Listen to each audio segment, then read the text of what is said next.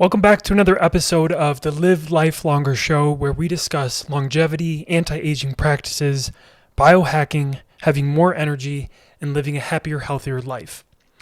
Before we get into today's episode, I'm excited to announce that I'm now an affiliate partner of Kion, an awesome company that I've been following for a while that provides natural supplements and clean coffee for vibrant health. I'm going to be sharing more about their supplements in the near future, but for now, I've really been enjoying Kion's coffee. To get 15% off your order of Kion coffee or any of their products and supplements, visit getkion.com/Dan Voss. That's getkion.com/Dan Voss, DANVOSS. And enter the code Dan Voss at checkout for 15% off your order. That's DANVOSS for 15% off your order. In today's episode, I interview somebody that is well respected in her industry. She's mostly active in the metabolism and psychedelic medicine space. Dr. Molly Maloof is on a mission to radically extend Healthspan, maximize human potential, and redefine healthcare using medicine, technology, education, and media. Her fascination with innovation permeates her concierge medical practice that is focused on providing personalized medicine to entrepreneurs, technology executives, investors, and celebrities in Los Angeles and the Bay Area. Since 2012, she has worked as an independent advisor to over 42 companies throughout the world, needing help with clinical strategy, scientific marketing, medical and market research, and product development. She has been interviewed by the Financial Times, The Today Show, CBS News, ABC Nightline, CNBC, GQ, Marie Claire, National Geographic, New York Magazine, Fox News Radio, Austin Business Journal, and so many more outlets. Dr. Molly Maloof also teaches about Healthspan at Stanford University.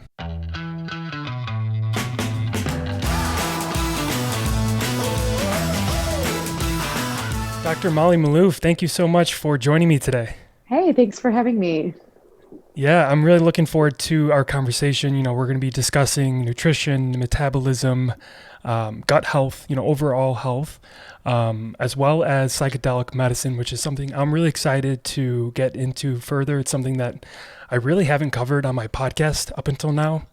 So I'm just excited to be talking to somebody like yourself and really kind of go further into that topic. Totally. Cool. So let's start with what health means to you. It seems like everyone kind of has their own definition of health. But what are some things that you're recommending to people, especially a year like 2020, where a lot of people are focusing on their health and just want to make sure that they're getting that right. So what are some things that you're recommending, and what does health mean to you? So I spent a lot of time thinking about this because I was just trying to figure out why it seemed like the WHO thought that health was this complete absence of disease or infirmary, right? And I thought that was a little pie in the sky kind of, an idea. It didn't seem particularly realistic.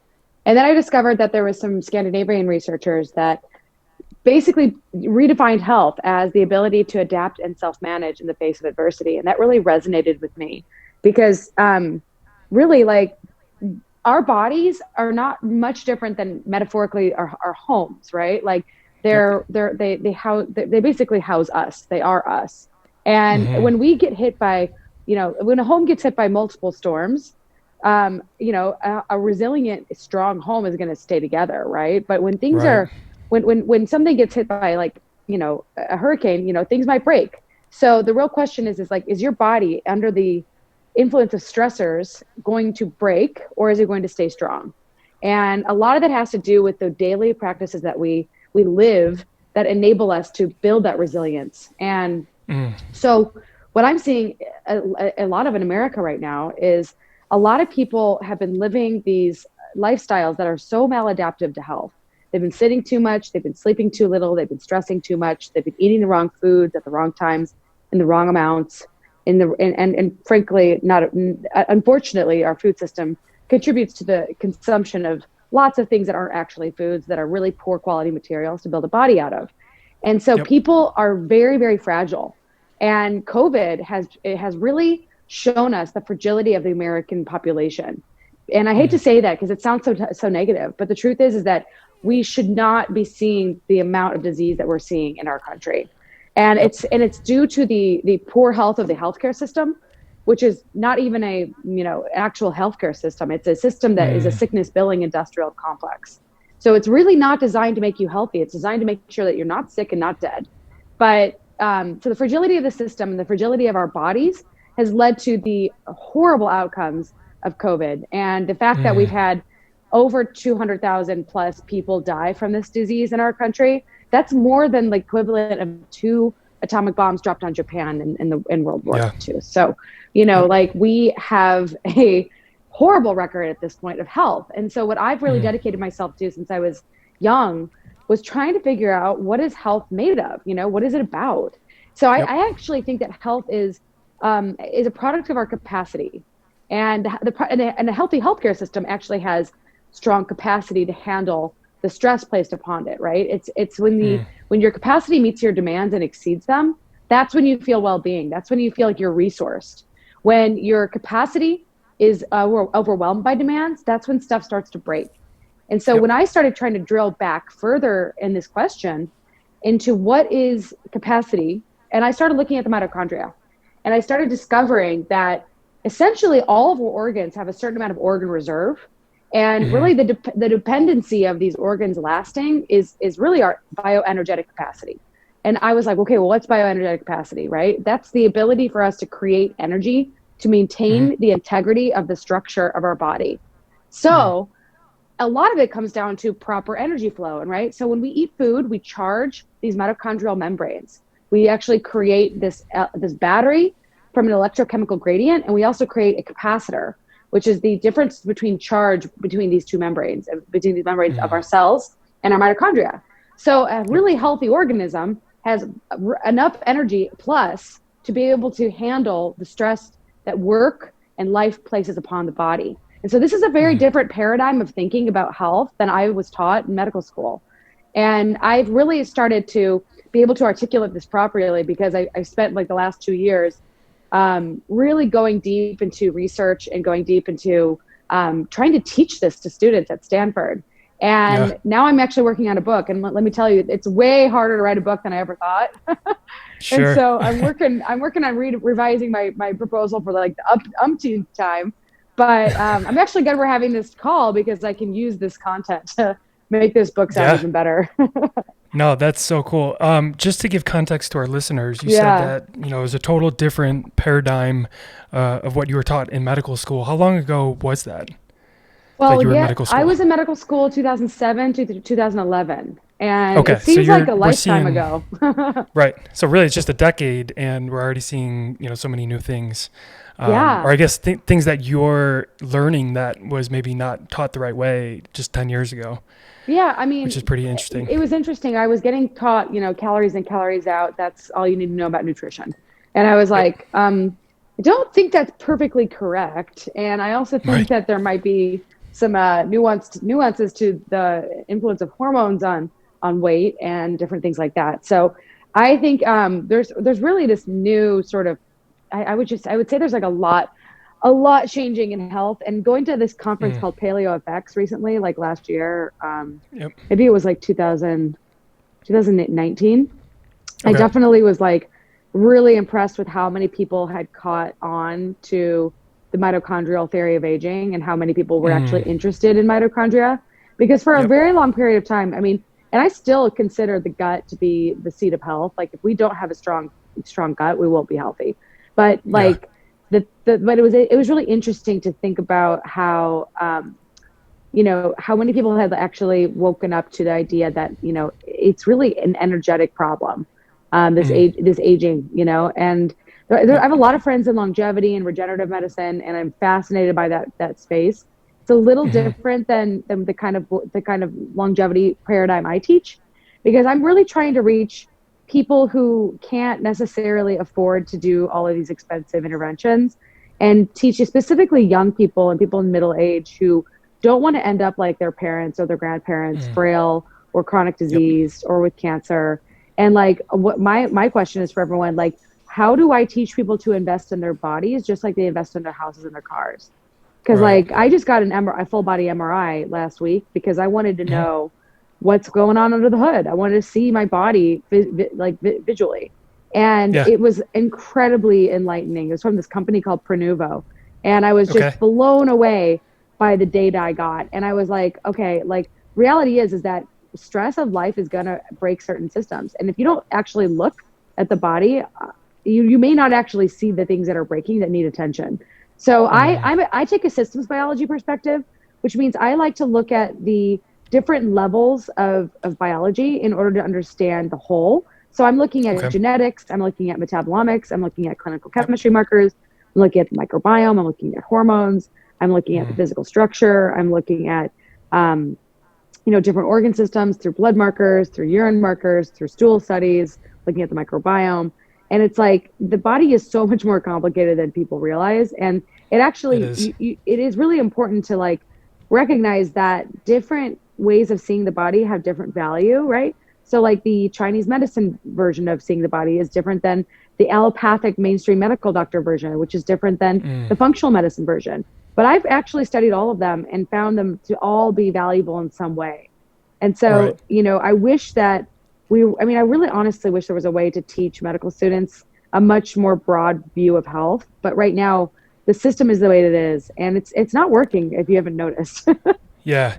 Is that being done at all where there's teachings of more of a broad spectrum rather than narrowed down like traditional ways of thinking? I think naturopathic doctors might get a pretty well-rounded view. But again, like they're not getting the intense allopathic education that gives you this like really, really broad view of disease. Like the interesting thing about my medical school education is that I had to memorize so much stuff that sometimes I remember things and I'm like, how did I know that? Like, how did I possibly remember that? Like, the truth is that they do an exceptional job at teaching you about disease. And so when someone's sick, I have like these systems in my head of thinking, okay, like what could it be here? What kind of labs do we want to look at? Why would we want to, like, I've got a very good, broad understanding of disease. And that's what mainstream medicine teaches you. That is really, really important, because when you're really broken, you do want the mainstream system because there are things in it that can be really useful. But but if you want to stay well, the mainstream system is not there to help you stay well unless you're using it to get preventive screenings. So like a lot of people don't get their preventive screenings because they just distrust the whole healthcare system. But like I have early stage, my mom had colon cancer. Her grandfather had colon cancer. Her great uncle had colon cancer. So I'm all for getting a colonoscopy, when I'm 40. But the thing is that like, do I think that people think that the mainstream healthcare system is supposed to somehow pay for their wellness? And I wish that were the case, but that's just not how it's designed right now. So what I'm seeing happen is that there's like a consumer healthcare with a little h system that's evolving. And it's like really serving people who are not getting what they want from mainstream medicine. And it's becoming like actually fairly commonplace in the communities that I'm a part of to measure your sleep, your stress, your movement, your blood sugar, and measure these things continuously, which is something I really fundamentally believe is important if you don't want to end up with hypertension, with diabetes, with heart disease, with cancer, dementia. You really want to start tracking these biomarkers of lifestyle continuously as soon as you can, and start really learning how to understand your body. Like, what does your body feel like when you're sedentary all day? What does your body feel like when you move consistently? I don't know about you, but I feel way different. I have way more energy. I have way better mood. I'm just a happier person. Yeah. I think that's a super big piece is mindfulness is, and awareness is taking a few moments to just like think through, a meal that you just made and like, how do you feel after you consumed those foods? Yeah. It seems like so many people just go through life without even like stopping to think about those types of things. Like, did I feel any kind of inflammation? Did I have any gas? Did I have was there certain things that were just upsetting? Did I feel bloated? Did I feel heavy? Or like to your point, living a sedentary life, like you can probably notice a big difference. Most people will, if you actually just take a few moments at the end of the evening, like, oh gosh, I only had like 4,000 steps today compared to yesterday. And I had like 12,000. I felt like so much better yesterday. I had more energy. I felt more alive. So I think it's just that awareness piece. And this is where I think biofeedback is really interesting, because like I'm a big proponent of using biofeedback to relearn the way that your body is talking to you. Like your body's telling you things, but you often ascribe, like, for example, people think that they're hangry and they get angry. They get kind of they get like annoyed at people because they haven't eaten. But what's really going on is their blood sugar is low. And then they're ascribing that low blood sugar to this person in their life. And it's like, no, the person didn't cause you to feel that way. Like you just have low blood sugar and you need to eat something. And you may need to learn whether or not you're insulin resistant or insulin sensitive to figure out why your body is getting hangry. You know, like why is your body getting low blood sugar? You know, did you just eat a really high carb meal and then drop your blood sugar too low? And now are you basically like, you know, basically feeling like shit? And sorry to exactly. cuss, but like, no, you know, you're good. But so many people just aren't aware of even what stress feels like. Like, let me tell you how many executives and investors I've worked with who say, I'm not stressed out. I don't feel any stress. And I'm like, okay, let's go measure your cortisol. Let's go measure, let's go measure your DHEA. Let's measure your hormones. And there's total metabolic disarray in their hormones. You know, their cortisol is just completely low. Their heart rate variability is way too high. It's way too low. Their heart rate is way too high. And I'm like, okay, well, you say you're not stressed, but your biomarkers and your biorhythms are telling me that you are. So there's a disconnect. And what I've noticed is that a lot of people become very, very, very, very trained to feeling very bad. And they're so trained to push through anything painful. They just like, they forget how their body feels. And so they're so stuck in their heads actually. And they're so disembodied that they don't even notice that they're actually really stressed out. And so by the time I see them, they've gained weight, their hormones are low, their testosterone's low, their cortisol is either too high or it's too low. And, you know, one of my clients, I see this a lot actually in entrepreneurs. They're like, Molly, I keep on waking up in the middle of the night and I have to eat sugar or something sugary. Otherwise I can't fall back asleep. And that's actually from low cortisol. And you typically in the middle of the night, you're supposed to actually start seeing your cortisol start to rise early in the morning. And when that doesn't happen, your body starts getting low blood sugar because that your cortisol is actually plays a role in maintaining your blood sugar. And so because there's this imbalance going on in the stress response system, this person is actually literally feeding this stress with sugar so that they can actually maintain a normal blood sugar levels. And so I definitely have to throw in some functional medicine there. And a lot of people are like, oh, adrenal fatigue doesn't exist. I'm like, well, it's technically not adrenal fatigue. There's no such thing as like fatigued adrenals per se, but there's definitely hypothalamic pituitary adrenal dysfunction, which means that chronically high stress levels causes negative feedback loops on the brain. It actually will eventually suppress the cortisol after it's been high for so long. So, you know, whether mainstream doctors believe it or not, like I have found that if you give people adrenal extract supplements, this guy, Dr. Wilson, is amazing. Their night eating stops. They're able to actually rebalance. And a lot of it's actually what people don't realize. And I firmly believe this, that like there is a thing as like organ reserve is real and body systems become worn down. And if you give the body the substrates, the raw materials that it needs to actually regenerate itself, to actually regrow, like your body's constantly in the state of anabolism and catabolism, right? But when you're chronically stressed, you're breaking down all the time. You're not building up. And so you've got to, it's really important to recognize the important balance of like giving your body proper time to recover. I mean, this is actually the secret of all great athletes is they recover exceptionally well. They have whole recovery teams now.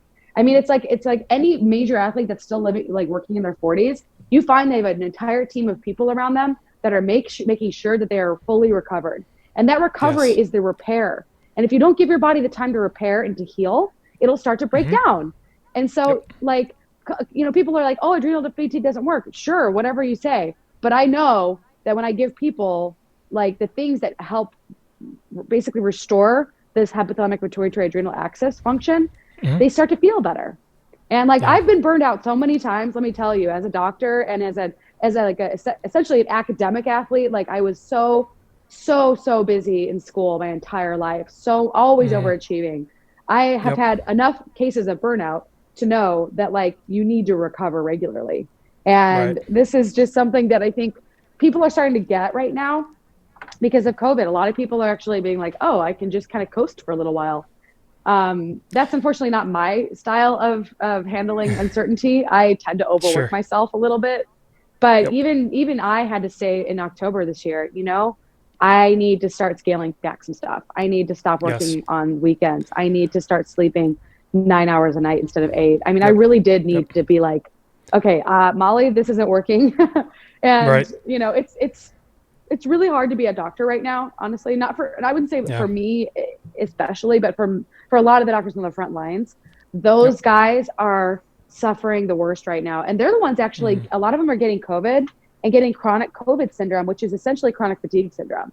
Wow. And I spent a lot of time studying viruses last year, weirdly enough, because I was Hmm. seeing some chronic fatigue patients, and I was like, wow, like this chronic fatigue syndrome thing isn't bullshit. It's real, and it's Right. actually largely post-viral or post-infectious disease. It's Mm. usually intracellular organisms that hijack the body's energy production systems and actually cause havoc inside the cell, and they hide from the immune system. So they Mm. kind of fester, and they can't actually be fought easily because they're inside the cell. And so when I figured this out and I started, recognizing this pattern, I was thinking to myself, oh my God, we're like overdue for a plague. And this would be really Right. bad if we had one. And all my friends were like, do not talk about that. Do not even say that. You're just like, Yeah. don't. And I was like, well, look, guys, like it's been like 100 years since we had a plague. But I think we're kind of overdue for one. So when COVID Yep. came this year, and when all these doctors started getting chronic fatigue, I was like, maybe they're going to believe this is a thing now. Maybe they're actually going to Right. believe that their lifestyles, unfortunately, of overwork and burnout, which because there's a Yep. massive burnout epidemic in doctors right now. Like all these Mm. doctors getting chronic fatigue, they're all like, oh my God, I believe these people. I believe these patients I used to write off. So there's a Right. lot of mainstream medicine that like is just now catching up to like a lot of the stuff that I learned through Chinese medicine, through naturopathic medicine, through functional medicine. And I'm pretty optimistic about the future of healthcare in our country, but unfortunately, and then it's going to be a little while before a lot of the stuff that I do and that a lot of these other doctors do gets covered by insurance. If you Yeah. can find people who will, but it's really tough. So that's Yep. why I'm kind of like, invest in your body like you would invest in your home or your car. Like, don't think of Mm. it as something that the government needs to pay for. The government doesn't pay Yep. for your house. And so, like, the government doesn't pay for your car. So, I mean, I'm all for getting some universal basic healthcare for everybody, like catastrophic Hmm. healthcare. But I Yep. think that it's really within the responsibility of the individual right I agree. now where we're at to actually take care of your body. Now in Germany, it's a little different. In Germany, like you can go to the doctor and they will prescribe you a spa visit for stress Mm. reduction. So there's a lot of countries that are far more forward thinking than we are. But Yeah. I think this epidemic is going to change healthcare, and it's going to change a lot of things about the way we see our health and our bodies. I hope so. I would agree. I think for a lot of people, especially in America, it has served as a wake up call for us. In the sense that, like you said, there's so many people that have experienced fatigue, stress, pain, and we've become like numb to it. And Mm-hmm. I hope that this is a wake up call for us to take a step back and realize we have to take our health seriously and put our health first. Yeah. And a lot of what you were saying was actually reminding me of that whole like analogy of, a frog. If you put a frog in Yeah. boiling water, Yeah. like a pot that's already boiling, it'll die. But if you put it into normal like room temperature water and then Yeah. slowly crank up the heat, Yeah. then it doesn't even feel the pain or notice that it's being cooked. Yeah. And I feel like that's kind of what we have been doing for the last several decades. It's just like slowly cranking up that heat without even realizing what we're doing to our health. Yeah, it's true. And the truth is that we've actually it's even more than that. It's like the environment around us has been deteriorating. And Yes, yes, that's we're the like biggest concern. I mean, I have studied so much. One of the things that I really hammered home to my students at Stanford was pollution and wildfire smoke. These are not insignificant risk factors for reduced longevity. And so Hmm. we really need to recognize that, consistent exposure to pollution could chop off 2 years of your life. And that's not insignificant, right? Like, Yep. it's not definitely the most important thing to think about, like the basics of eating right, exercising, stress reduction. Sure. But pollution is not insignificant. And it's been linked to all sorts of things like heart disease, dementia, Yep. all sorts of cardiovascular diseases, preterm births, birth defects, you name it. And so I'm a big believer that we need to really protect the environment because we Yeah. are the environment is really, if we don't have a healthy environment, we'll never be healthy. And I was watching this show on Netflix called Hmm. um, It's called like Indian Matchmaker, and it was really Okay. like all of these elite Indians in India that were getting matched, Uh-huh. and they were young people and they were attractive people. But I was so fascinated by how their skin was so clearly affected by the amount of pollution in their area, Wow. and you can really see it. I mean, like people don't realize this, but there are signs of health and there are signs of disease, and Yep. a sign of a truly healthy person is clear skin, clear eyes, a clear voice, actually. Yep. Um, and like bright skin, your skin should actually emit light. You should actually see Mm. a light coming out of your face. And when there's a Mm. dimness, when there's a sallowness, when there's these dark circles under your eyes, when there's acne, acne is often a pretty big signal of insulin resistance. And people Mm. do not realize that one of the easiest ways to start fixing acne is to cut out refined carbohydrates and cut out dairy. And that makes a huge difference. Whenever I eat a lot of Yep. dairy and carbs, I get a breakout like every single Same. time. Yeah. Every time. Now I'm looking in the camera at my skin. I'm like, do I have, I saw you. bags under You my look healthy. eyes? You look healthy. Thanks. Yeah. I'm working on a few things with nutrition. I mean, there's definitely some room for improvement there. There's times where I'm like, man, my cheeks are looking kind of puffy. I'm probably eating inflammatory foods.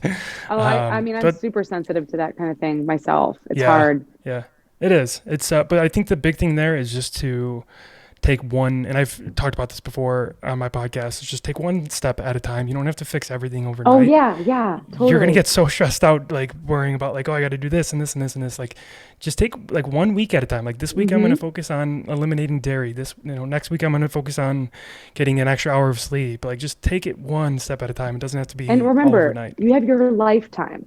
Like people think that this Right. thing, like when they try to get healthy, they have to do it all at the beginning of the year. But what I Yep. found is that what really works is slow changes over time. Like you've got a lifetime to make a healthier body. And so it doesn't Mm-hmm. take like me 10 years ago versus me now is a dramatically different health. I'll be honest, the last year definitely, took a little hit up to my health for sure. Yep. But, the key is that I haven't gotten sick. I felt very resilient. I've course Yep. corrected when things, seem to be going wrong. And I Mm. do all the maintenance things. I go get my skin checked. I get my pap smear. I go to the doctor. Right. I got, I'm not saying everybody needs to get an MRI, but like for me, it was like part work in part, I do help. I like to help startups to begin their. I like to just I get a lot of things for free, so I like to Mm-hmm. give. I like to help early stage companies learn about new. I like to get them connected to doctors Mm-hmm. so that they can learn about so that companies can basically get more clients. Like I like to see early Right. stage companies flourish. It's one of my favorite things in the world is to work with startups. That's So really cool. yeah. In terms of, we've kind of covered a lot of like nutrition items here. What else with nutrition? Like for me, in the last year, I would say the biggest thing that I've incorporated into my lifestyle is fasting. Oh yeah. Well, how much do you How fast? about fasting? So I do time restricted eating. So my eating window, I do 16/8. Sometimes like 17/7 if I Cool. can get my math there. Yeah. And that's been a big piece because I was always somebody that had to eat like 3 meals a day, snack Mm-hmm. throughout the day. So I was eating like pretty much the entire time I was awake, like 8 a.m. till 9 p.m., right? Yeah. Which really, if you think about, like probably most Americans eat that way. Yep. It's true.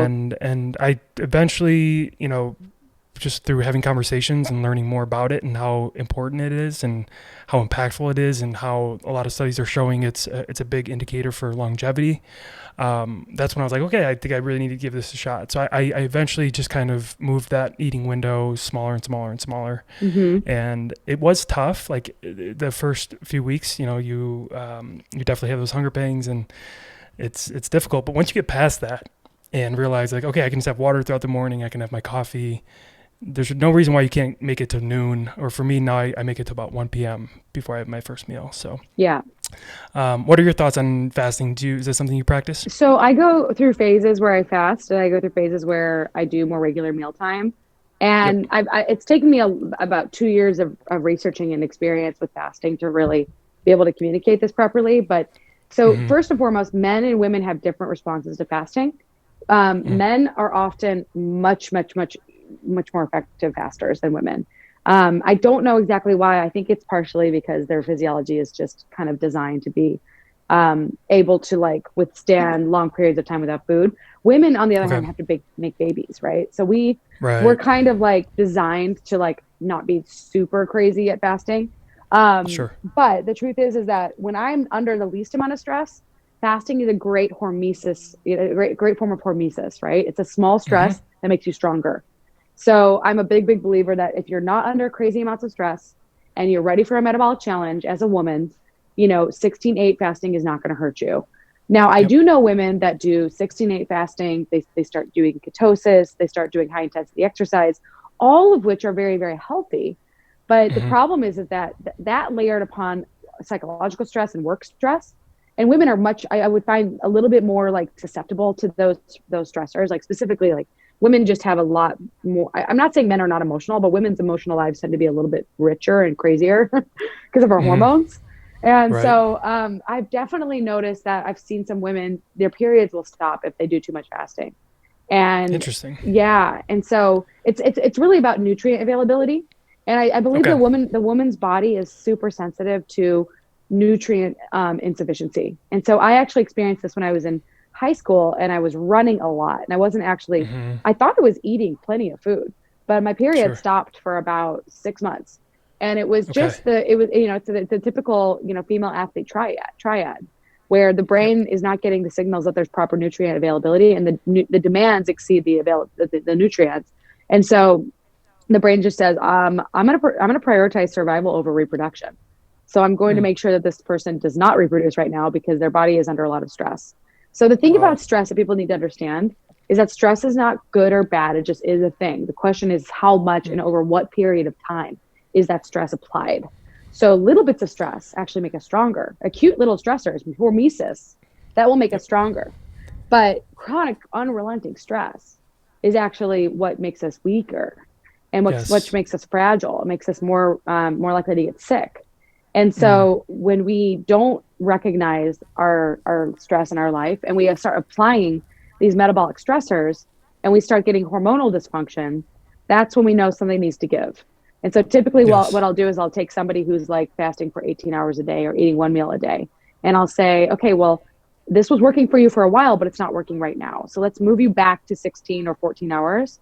And Mm-hmm. specifically, women need to be particularly careful with this. Like, if you get burned out, if you have hypothalamic pituitary adrenal dysfunction, if your cortisol is low, what your body needs is safety signals. What your body needs is consistent meal timing. And then when your body is strong and robust and your cortisol rhythms are healthy and your psychological state is strong, that's when you're ready to go stress your body with fasting. So I believe that it's Yes. all about applying these sort of innate signals that our body knows. Our body knows. If you listen to your body, it knows what to do. And typically, when I meet a woman who's like, I can't lose weight, I'm trying all these things, and she's Mm. freaking out because nothing's working, I'm Yep. like, hey, you know what you need? You need regular mealtime. You need to throw out fasting for a little while. Start with 12 to Right. 14 hours. 14 hours is a really good sort of middle ground for almost anyone. And Sure. I want you to stop worrying about weight loss. And I want you to focus on nutrient density. I want you to focus on not eating a lot of processed food. I want you to focus on feeling good and positive about your life. Mm. And that's when the Yes. body and the life starts to regulate again. So, I'm really yeah. I'm really happy you mentioned all of that because I feel like a lot of people that recommend fasting, they tend to kind of take the all or nothing approach. It's like you're gonna fast and like this is the way and you have to Oh, do I it was I or was like you're not so going to. hardcore when I first started out. I was Yeah. like, oh, if I can do a 16-hour fast, I can do an 18-hour fast. If I can do 18, I Yep. can do 20. If I can do 20, I can do 24. If I can do 24, I can Yep. do 36. I can do 36. I can do 50. If I can do 50, I can do Mm. 72. Yep. And And then it becomes like obsessive. it can really, I mean, women have to be, oh my God, women and anybody who's had an eating disorder has to be so careful. I was Yes. a little bit, I mean, I would say that I was a little bit, I don't know, cavalier about fasting when I first started out. And now I'm like, Hmm. fasting is a tool in the toolbox, and fasting Right. is powerful medicine. But that does not mean Exactly. everybody needs to take the medicine and at the doses Exactly. that we're recommending. Right. So yeah, it's a lot different if somebody's got diabetes and is metabolically unhealthy and has lots of extra weight around. It's a great tool for Hmm. metabolic flexibility. But if it's again combined with stress, what you'll see if you measure your blood sugar, and you measure your ketones, what you'll see is that a person under stress who fasts, their blood sugar will start to rise, and their body will break down their protein stores. And so they're not even actually tapping into ketosis because their body is so stressed out that they're actually tapping into gluconeogenesis. And so I've done this myself. I've seen it happen in patients. I've seen it happen. And if that's happening, that means that the timing isn't right. That means that it's time for you to focus on nutrient quality, density, focus on regular meals, focus on safety signaling, focusing on recovery, making your body feel good. And just like, feeling really good is a pretty good marker of health, right? Like when you just feel good when you wake up in the morning, when you have energy getting out of bed, that's a really good sign. Yep. And it goes back to what we were saying earlier about awareness and just listening to your body and spending a few minutes each day, just like looking at the signs. And I think feeling good is definitely a good sign that we should probably pay a little bit more attention to. Yeah. But a lot of people just don't know how to do that. True. Yeah, true. I'm also really happy you talked about with stress, not too many people say that stress isn't necessarily good or bad. It seems like a lot of people just think of stress as like a bad thing. Like it's just, you want to eliminate all stress, but it's really important, I think, to realize that small amounts of certain types of stress can be a good thing. Like for me, I have incorporated cold showers into my daily routine. Oh yeah, I love cold showers. And breath work and just like, and then I notice like when I go outside now in the winter, I'm in Chicago and it's starting to get colder now. And I notice I don't have to bundle up like I did before in previous winters. I don't have to have a hat and scarf and gloves and coat and everything. It's like I can actually just go out and, I'm sure I'm wearing some layers, but it's not the same. And I guess what I'm getting at is like small amounts of stress can be a good thing. Totally. Even things like if you're going to the airport, carrying your bag instead of rolling it everywhere. Oh, I do that. I actually on my way to San Francisco, I had like a big backpack that was pretty heavy. And like, I look at, you're going to be sitting all day in the airport, and you're going to be sitting in the plane. So use the movement to get your workout in. Exactly. And unfortunately, we've kind of made it a world where everything is such, convenience and luxury and comfort, and the temperature in our homes are just right. And like I mentioned, you have to go outside and bundle up. And we've kind of eliminated that like primitive instinct of kind of like dealing with a little bit of stress and exposing ourselves to the elements. So I found it really good to do some of that. Cool. Yeah.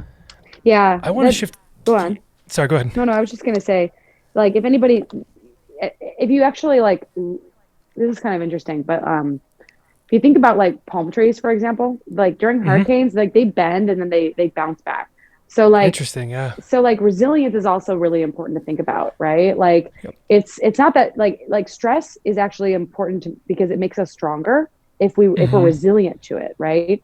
Like if we're able to bounce back from it, that actually typically stress can make us stronger, make us able to handle bigger stressors in the future. It's a really good analogy. I've never thought of that, probably because I'm in Chicago and I don't have any palm trees around. Sure. Well, but that's a great analogy. And then like a lot of Healthspan research really revolves around this concept of hormesis, right? This concept of little stressors will make your body stronger. So like eating plants, eating polyphenol-rich plants causes little bits of stress on the body. But if your body can tolerate that, then the body will become stronger and activate detoxification enzymes, will activate all sorts of stress response systems that will make you feel good. Now, the thing I've noticed is that a lot of people who struggle with gut dysfunction and with autoimmunity, they eat these plant compounds and they react and they start having this like these systems go haywire. So it's actually really important just to recognize how to provide your body with hormesis, and like cold is an example of hormesis, infrared sauna is an example of hormesis, like exercise is an example of hormesis, right? Like lifting really heavy or sprinting really fast. But these are typically best given to people who have been not too horribly stressed out. And if you're already a healthy, strong human, hormesis will make you stronger. If you are a weak and fragile person, you may be actually overloading the stress cup with more hormetic stressors. Your job is actually to recover and to slowly ease back into things like exercise, slowly ease back into things like, like a lot of these people actually need to to eat like cooked foods. They struggle with digestion. They struggle with, reacting to foods too much. These people need to be much more careful. The people that are the most sensitive need to be extra careful with how much they stress their bodies out. Yeah, no, I love that. It's so important that you're saying this because, again, so many people I find in the field, it's the all or nothing approach, and they're like, this is the way, and if you're going to do this, you're going to do it all in. And I just love that you're saying like, no, make sure you do this carefully and do it when you're not so stressed out, because you have to do it in a safe way. So thank you for that. Yeah. I do want to kind of shift gears a bit, although it is all really tied in, especially with just overall health. Let's go to psychedelic medicine. I know that's something that you're into and passionate about. And I really look at, based on the research I've done of yourself, you may disagree. I don't know, maybe you will agree that you are kind of pioneering this new movement, or one of the pioneers. There are several, I would say, in the last few years that are really taking a new approach to it and a new mindset to it and bringing more awareness to the general public. So with psychedelic medicine, what are you seeing in terms of like paradigm shift and maybe like removal of some stigma that we've had over the last several decades? What are you seeing in today's world with that industry? Well, first of all, there's just the obvious amount of funding that's going into psychedelic medicine. So, Peter Thiel was one of the first investors in social media, and now he's putting hundreds of millions into companies like Atai Pharmaceuticals, Compass Pathways. So, when you see investors of that caliber interested, there's something happening, right? Yes. Like I have been friends with a lot of people in his sort of world. And I remember like 10 years ago, being like, guys, like psychedelics are going to change the world. And they're like, oh, no, those are crazy. Don't even talk about those. And now like all these people are investing. And so I'm like, okay, I mean, everyone's kind of caught up now, but the reality is the research speaks for itself. This recent study came out showing that psilocybin is 4 times more effective than traditional antidepressants. That's a pretty big deal because you don't have to take it all the time. You take it once or twice in a protocol, and you work through your trauma and you work through your sources of depression, and it can change your brain. I mean, it can actually dramatically improve neuroplasticity. So the science itself is pretty much like, the FDA has already stated that they believe that a lot of these substances are breakthrough therapies, specifically MDMA for PTSD, psilocybin for depression, and this is a big deal, right? Like, and ketamine is just taking off completely for treatment-resistant depression. It's one of the best medicines for someone who's suicidal. It can abort a suicidal attempt very quickly. Wow. So I think, at the end of the day, like there's a taboo, of course, but there's actually just a lot of really good science coming out that is very much in support that the FDA actually believes is important. So to me, it's actually, now the question is not, it's not about actually sourcing the medicine. It's actually about, because there's all these companies coming out with different formulas, right? The real question is not the source, but it's actually it's like, how is it going to be administered and by who and in what sequence and which centers? And like, that's the big limiting factor right now, is like how to get this to people carefully and safely. Yeah. What about the state of Oregon with the recent elections? I believe they just voted to legalize, was it, I don't know if it was just psychedelic medicine overall, or was it just psilocybin? They decriminalized a lot of psychedelics. Okay. But that does not mean that the DEA and the federal government couldn't come in and, it's like, just because it's locally legal, I have friends who were in the marijuana business and it was decriminalized, right? And so they were in this decriminalized marijuana business, and then they got caught by the government, for interstate commerce, for example. So there's going to be, it's going to be a tricky situation for a lot of companies. Just because it's decriminalized doesn't mean that it's going to be legal to like necessarily distribute this medicine. It's going to be very closely monitored. So it's like, it is legal, but it's like, it's questionable how widespread it will become until it's federally rescheduled. Okay. So the real Do work you that needs to be done is rescheduling. Right. Do you see it as at least a step in the right direction to Oh decriminalizing yeah, it? 100%. Yeah. I mean, countries that like Uruguay and Portugal who've Hmm. decriminalized have much lower rates of abuse. So Mm. when things are decriminalized and when addiction is treated like it should be, which addiction is not like a personality disorder. Addiction is a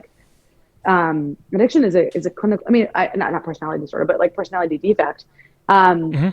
Addiction is like a legitimate, brain dysfunction. And so Right. it's usually a coping response for deep inner pain Mm. and for people who don't know how to handle their emotions. So we absolutely, or people who are disconnected, people who feel socially isolated.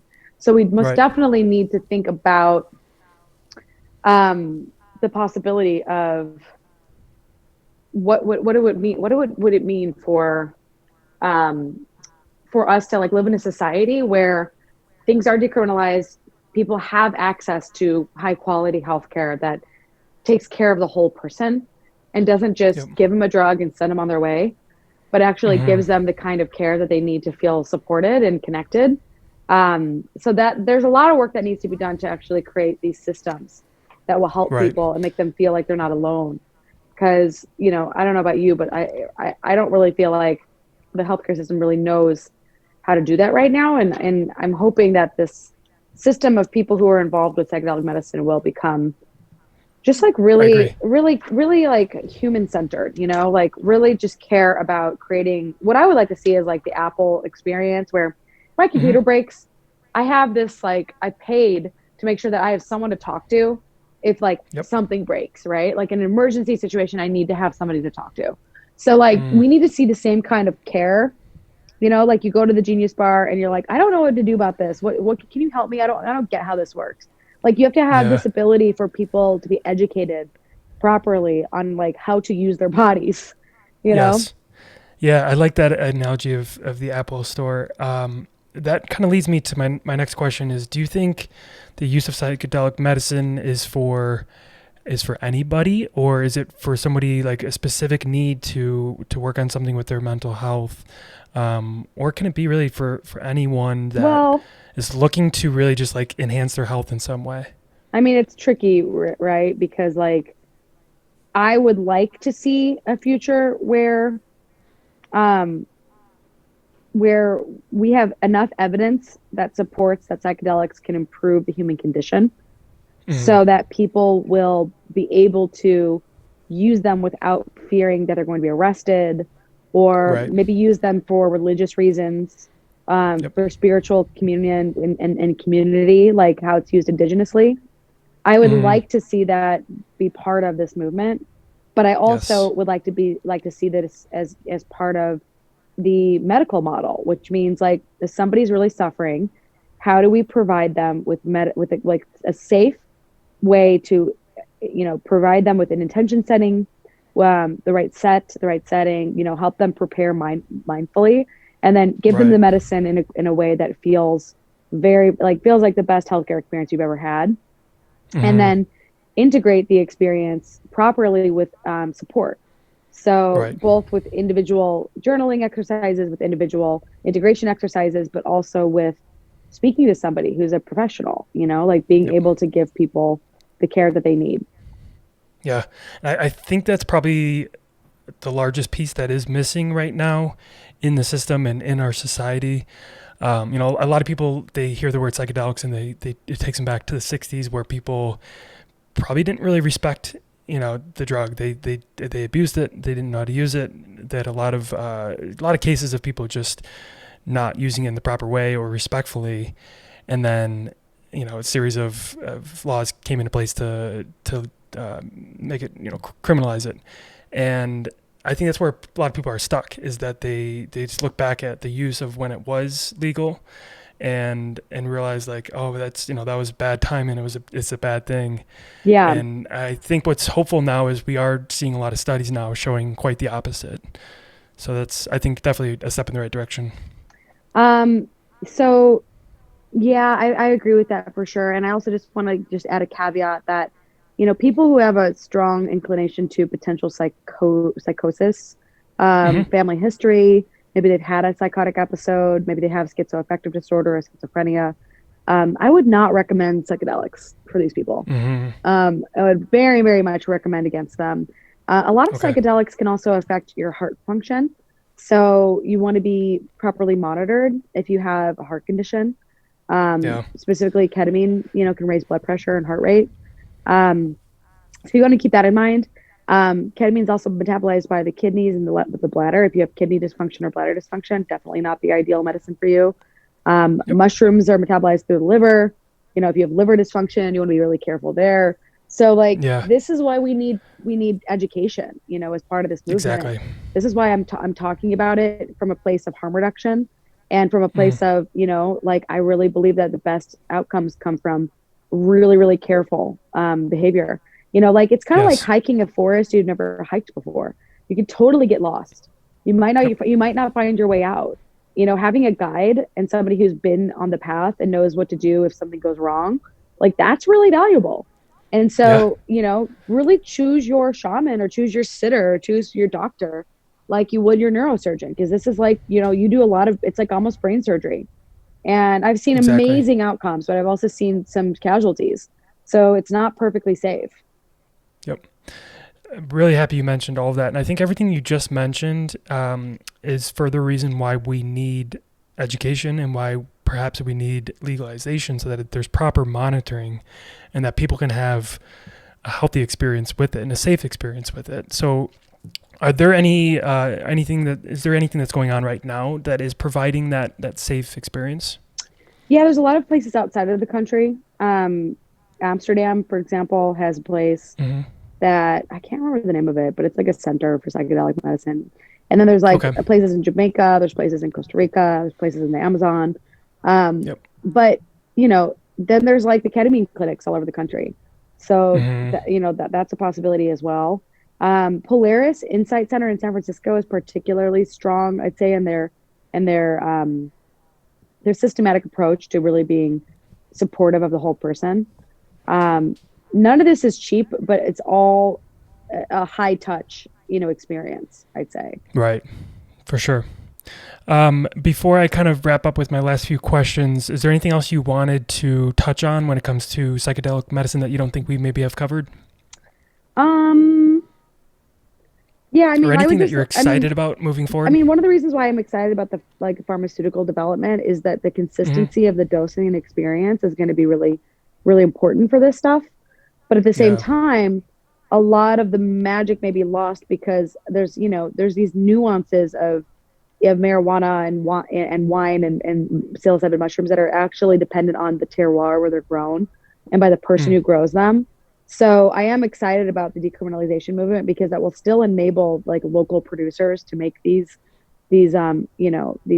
substances into products like chocolates and bonbons. And Mm.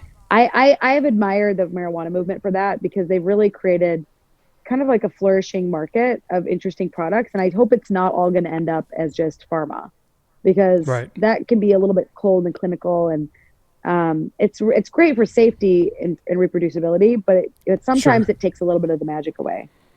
It does. And if you look at the overall mainstream system, that's where it's gone is there's special interest for certain people. And I'd hate to see that happen with psychedelic medicine. Like you said, there's some benefits of that where it's for safe use and everything, but you don't want it to take over, like big pharma take over and kind of monopolize the industry. Well, we just really want to make sure that um, we're incredibly careful with people's souls and psyches, right? We Mm. really must Yes. shepherd them into the awakening process properly. Otherwise, people can really, really, really be. I mean, these can induce a spiritual awakening, right? And that is Right. not everybody is ready for that. Not everybody's Mm. ready for the consequences of their lives turning upside down. And so Right. I don't think people understand that psychedelics will change the course of your existence. Mm. And if you don't want your life to change, do not do them because they are Right. life-changing substances. And be really careful with who you choose to associate with and the kind of caregiver you work with because there's a lot of charlatans out there. There's a lot of people out there that are just in it for money and they're not actually in it for transformative work. or helping people. Mm. And I think that's what it's all about when you look at psychedelic medicine is to either heal or unfold something for people's souls and their psyches. So I'm just super happy and grateful that you have mentioned that. And instead of taking it, as from a business approach, you're looking at it like, why even Right. take psychedelics, Well, So I yeah, think that's super important. totally. Very cool. Before I get to my last question here, where can people learn more about you and follow your work? Oh, sure. You can email me through actually find me through my website, www.drmolly.co.